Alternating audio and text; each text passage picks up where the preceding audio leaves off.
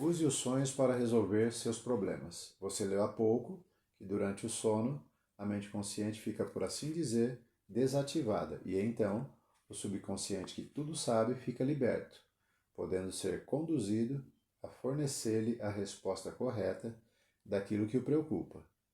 E isto é tanto mais provável quanto mais perfeitamente você usar as técnicas que sensibilizam a mente subconsciente.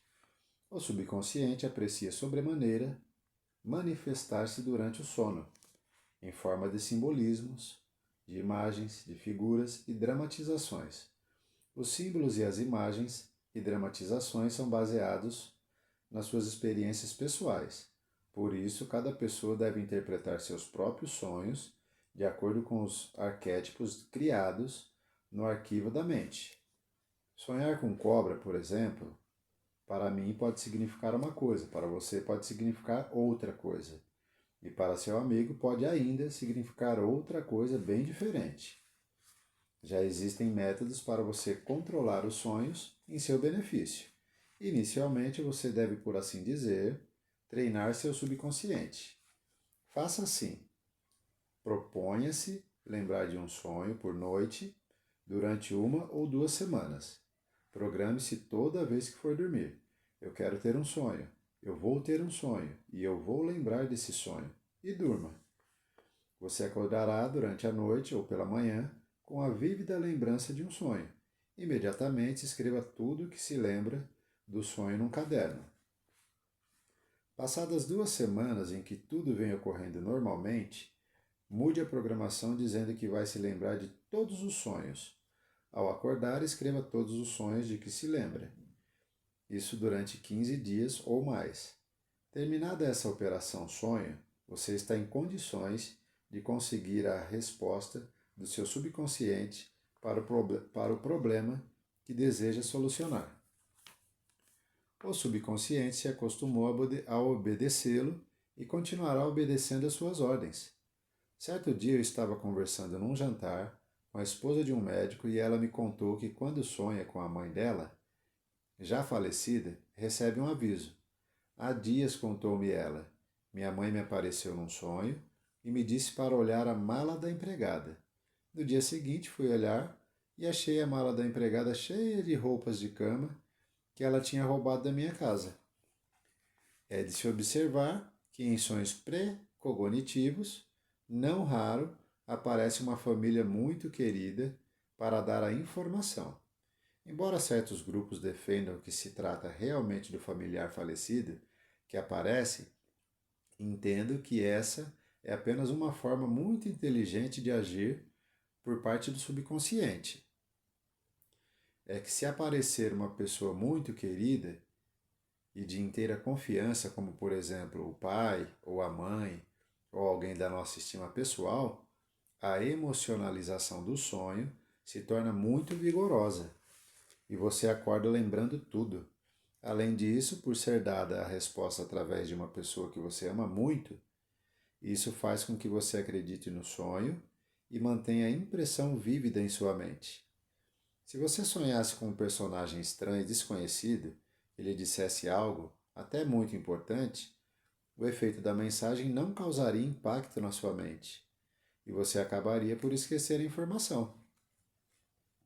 No outro dia, assistindo a um programa de televisão em que se contava a vida do famoso cantor Carlos Gardel, morto num acidente aviatório, o locutor narrava que na manhã em que Gardel devia viajar, uma menina foi chorando dizer-lhe que não viajasse de avião, porque sonhara a noite inteira com pássaros se chocando no ar, se batendo e caindo mortos no chão. Carlos Gardel não deu importância aos sonhos pré-cognitivos dessa menina, que nem conhecia, e morreu naquela viagem, quando seu avião chocou-se com outro em pleno voo.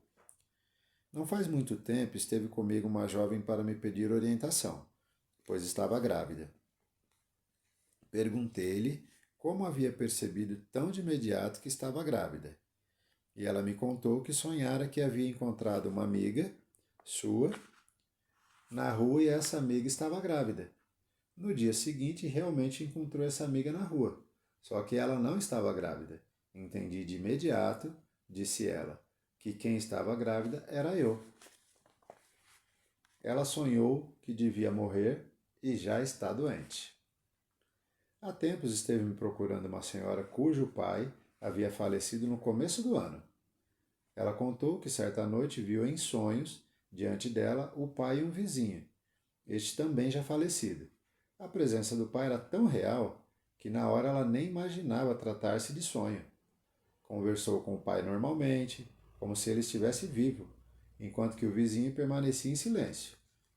Ao lado, ela tinha a impressão clara de que este sim estava morto. No meio da conversa, o pai disse para a filha: Olha, eu vim te buscar. Mas, pai, respondeu ela, eu estou bem aqui, não tenho interesse nenhum em ir para lá. Mas eu vim te buscar, e tu vais ter a mesma doença que eu tive. Aquela senhora então me contou que no começo ficou impressionada, mas depois tratou de esquecer o sonho. Algum tempo após, ela sentiu fortes dores, repentinamente, a ponto de quase desmaiar. Foi uma coisa muito feia que senti, relatou ela. Daí para frente, sua saúde foi piorando e viu-se obrigada a se submeter a tratamento médico. Embora ela constatasse que o problema maior provinha dos nervos. Assim mesmo, sentia-se fraca e combalida. Você concordará comigo que o subconsciente daquela mulher começou a aceitar a ideia enviada pela mente consciente de que a informação recebida do pai iria cumprir-se. Ela disse que tinha esquecido, mas no fundo a ideia ficou martelando. Para ela, o sonho teve a força da realidade, que foi somada à força do medo, que a assaltou. Eis aí duas forças poderosas atuando naquela senhora. E os resultados não se fizeram esperar. Se eu dissesse para não dar importância ao sonho, que sonho é sonho, pura bobagem, ela me responderia que foi precisamente o que procurou fazer. Era preciso, portanto, que ela assumisse uma imagem mais forte e mais poderosa do que o impacto que lhe causou o sonho. Seria possível? Claro que sim. Passei a explicar-lhe algumas verdades de fundamental importância, que não existe fatalismo, ou melhor, que nada existe que não possa ser modificado, que a pessoa que mergulha nos braços de Deus e se envolve na proteção do Altíssimo está segura e em paz, que ela devia libertar-se do Pai. Não existe fatalismo. Toda ordem, todo comunicado, todo aviso, toda precognição, toda adivinhação, toda profecia podem ser modificados pela pessoa. Ponha isso na sua cabeça. Você é uma pessoa viva e a vida evolui. Assume novos contornos, novas situações que são determinados pelas contingências do dia a dia. Além do mais, você tem dentro de si um poder infinito, o qual você pode usar para criar as novas situações e os novos rumos que deseja para si. Se você acredita que vai viver muitos anos e que sua vida será sempre cheia de sucessos e de realizações, como aquilo em que você pensa e acredita se realiza, é o que vai acontecer. Mas se você acredita que está doente, que a doença não tem cura e que dentro em breve vai morrer, esta é a ordem que está dando para que o poder infinito cumpra. Tenha, pois, a sua mente sempre voltada para a vida, porque a vida é bem, é perfeição. Há anos assisti o filme Guerra e Paz, baseado no romance de Leon Tolstói. O final do filme terminava com uma frase do escritor, frase que sempre ficaria gravada na minha mente. A vida é Deus e amar a vida é amar a Deus. No momento em que você acredita que é uno com Deus, e o é mesmo, porquanto seu espírito procede do Espírito de Deus, então nada mais pode perturbá-lo, pois em você reside a força universal contra a qual nada e nem ninguém pode. Imagine-se mergulhando na fonte da vida.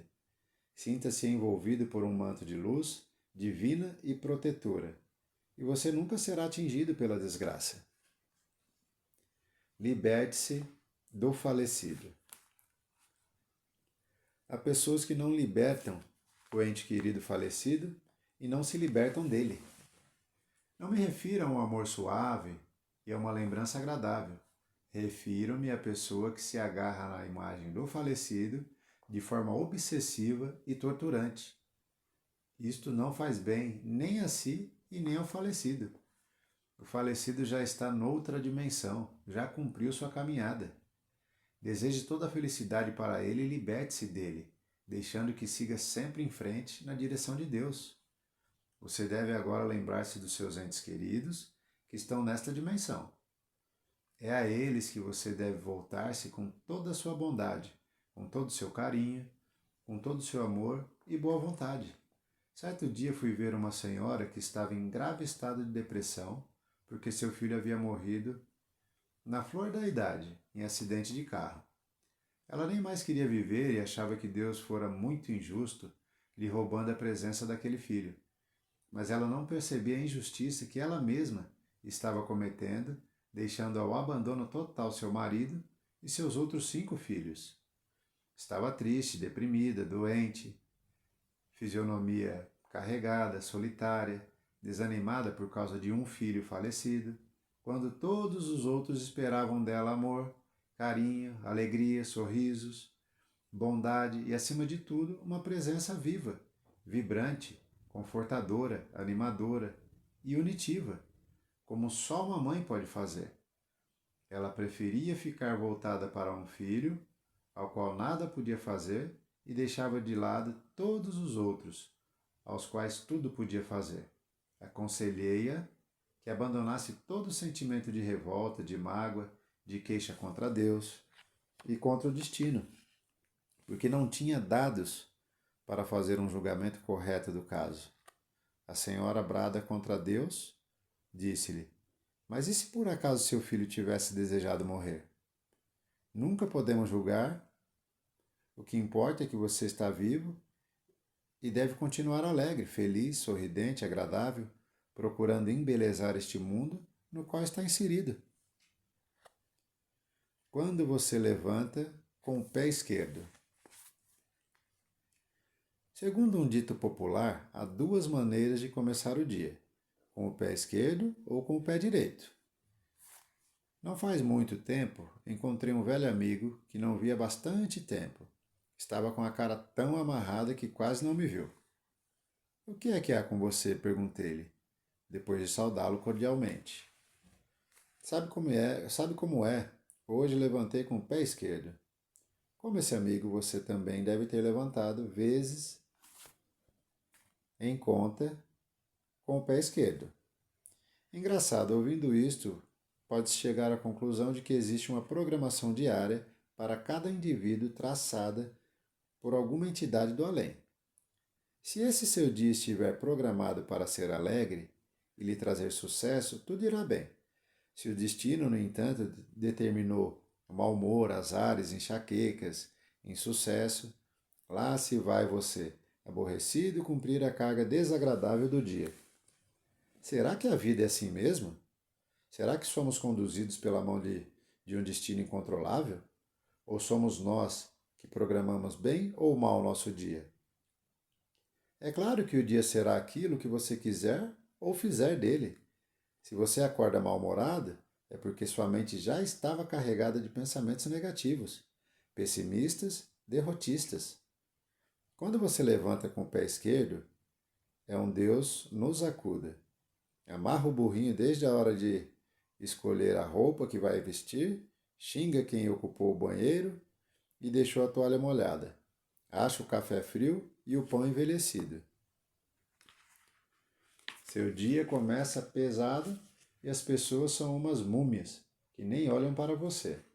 Nem toma conhecimento que a múmia é você, que não toma conhecimento das pessoas. Chega no local de trabalho e os mais avisados já ficam prevenidos. Hoje ele não está na dele. Como que arrastado pela correnteza da má sorte, passa o dia trocando os pés pelas mãos e retorna a casa à noite, descarregando xingações. Se acontece isso com você, Saiba que você mesmo que se programou um mau dia. Você amanheceu de mau humor já contraído inconscientemente em dias anteriores e nada fez para mudar.